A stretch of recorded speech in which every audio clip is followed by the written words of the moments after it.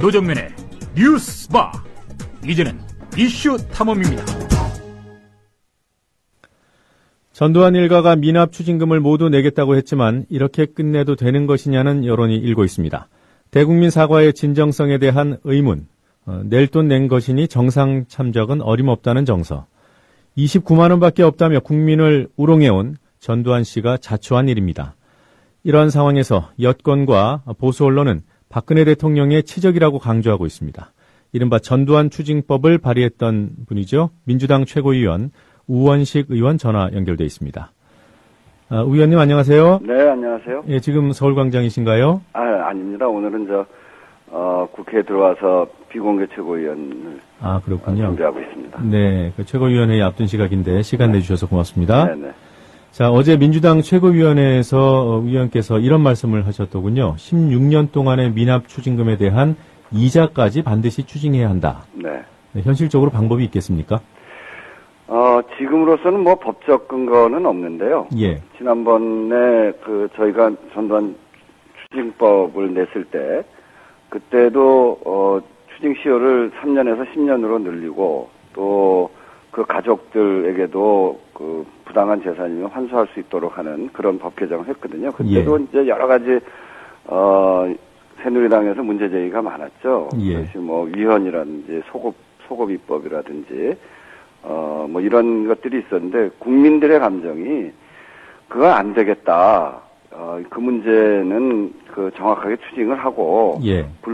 범죄에 의한 불법 재산을 가진 것에 대해서는 반드시 추징해야 된다는 게 국민적 감정이었기 때문에 법 개정이 가능했거든요. 예. 그래서 이자를 받는 문제들에 대해서는, 쉽지 않은 문제이긴 합니다만, 법을 개정해서, 예. 그런 범죄 수익에 대해서는, 이건 너무나 오랫동안 미납하고 있었기 때문에, 오히려 이제 지금 남는 장사라는 거 아닙니까? 그동안에 그 돈 가지고 16년 동안 굴려서 돈을 벌고, 그리고 옛날 16년 전에 정한 그 돈만큼만 내면 되니까, 국민들을 볼 때 무슨 일을 해도 다 국민들 입장에서 볼 때는, 이 조그만 범죄를 저질러도 조그만 잘못을 해도 다 이자도 내고, 그러는데, 이것만 내버려 두면 되냐, 이런 요구가 있기 때문에 법 개정을 통해서 하면 가능하다고 봅니다. 특히나,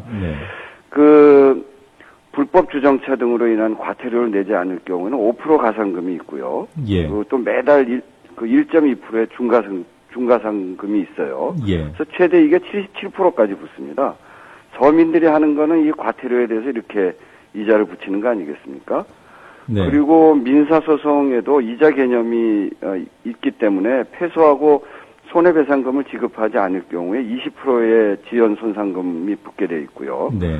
영국의 경우에도 2002년에 제정된 범죄수익법에 따라서 마약 조직 범죄나 부정부패에 의한 이런 추징금에 대해서는 이자까지 몰수할 수 있도록 돼 있고요.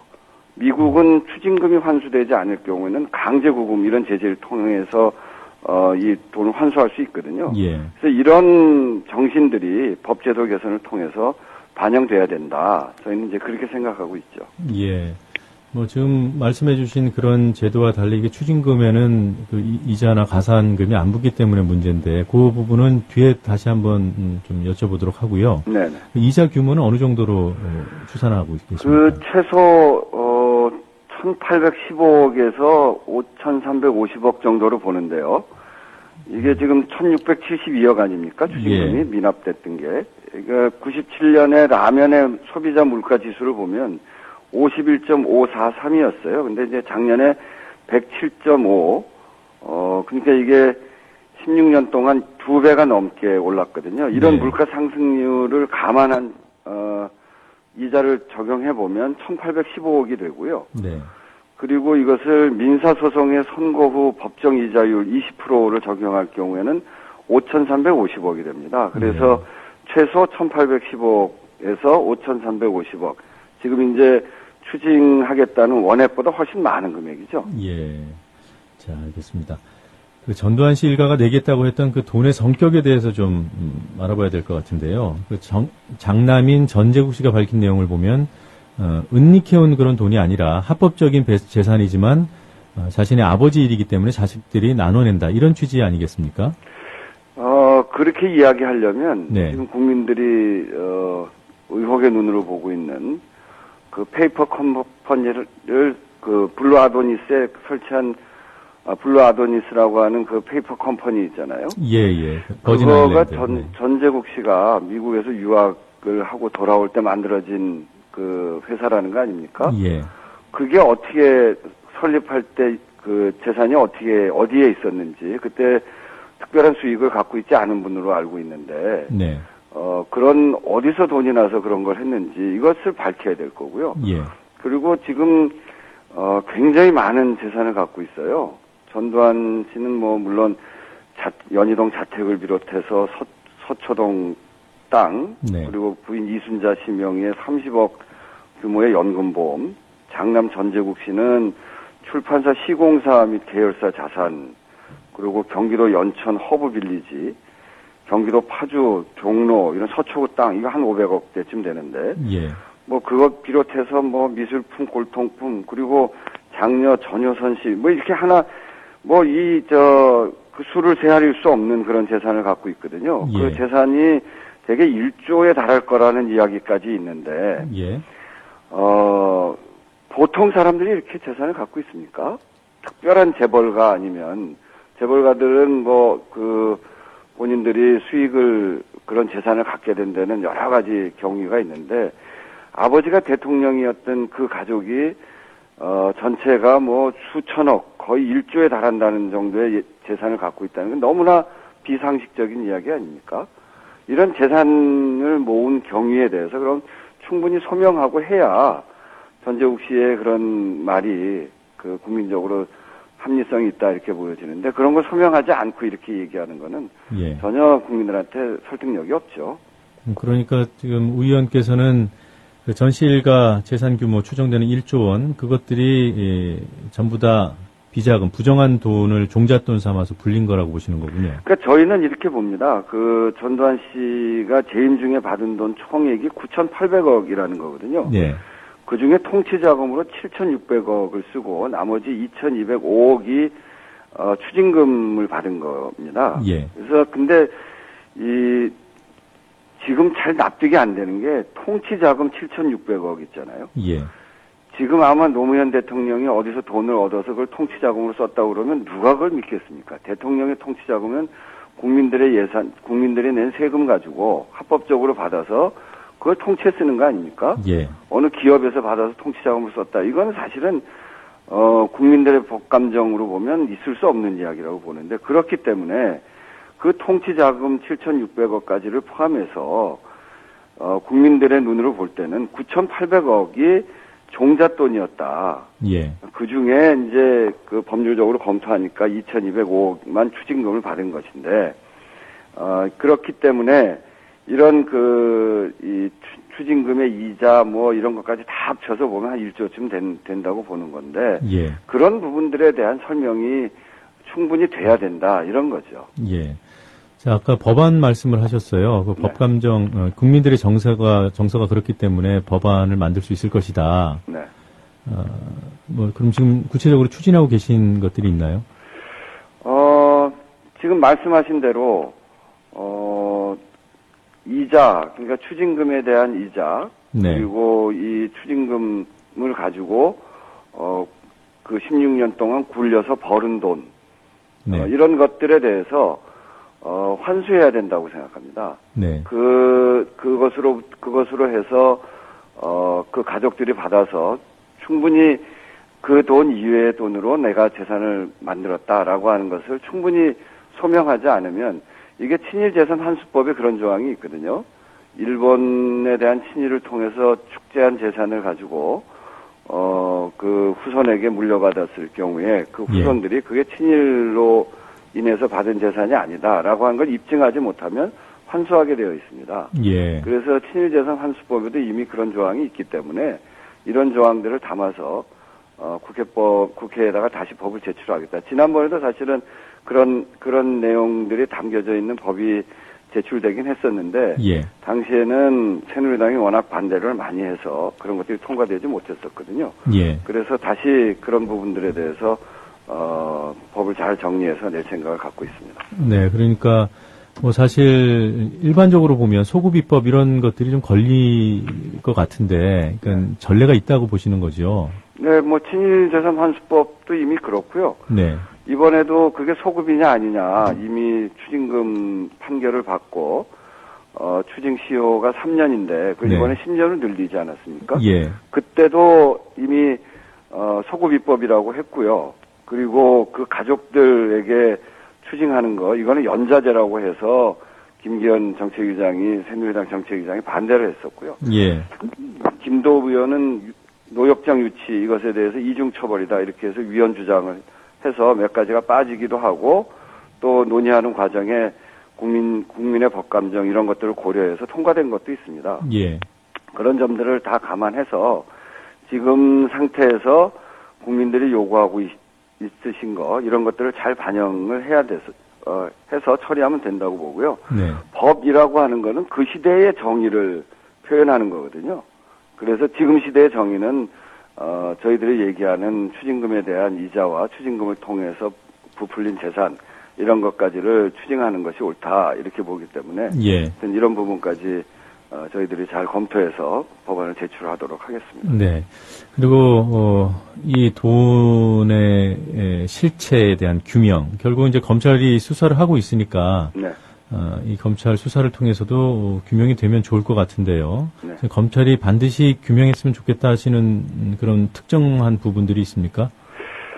그거는 앞에서 말씀드린 전재국 씨의 페이퍼 컴퍼니 설립 과정, 네. 이 블루 아도니스라고 하는 페이퍼 컴퍼니의 정체가 드러났지 않습니까? 예. 이건 역의 탈세 의혹이 아직 해결되지 않았습니다. 네. 이 부분이 반드시 돼야 되고요. 그리고 심심하면 하나씩 발견되는 무기명 채권이 있습니다. 예. 이게 이제 이번 납부재산 목록에도 포함되지 않았는데 네. 이런 부분들이 좀 밝혀져야 되겠죠.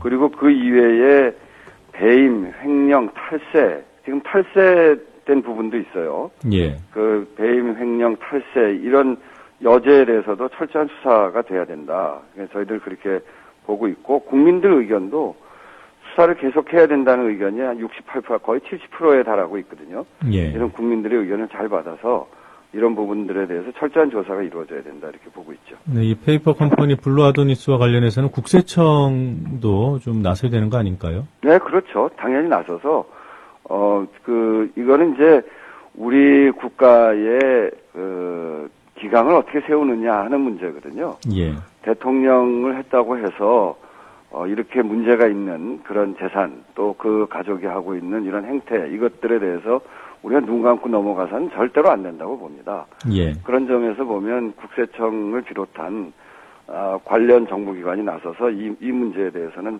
철저하게 처리해 나가야 된다 이렇게 보죠. 예, 지금 시간이 얼마 없어서 좀 질문 드릴 건 너무 많은데 네. 일단 이 질문을 좀 드리겠습니다.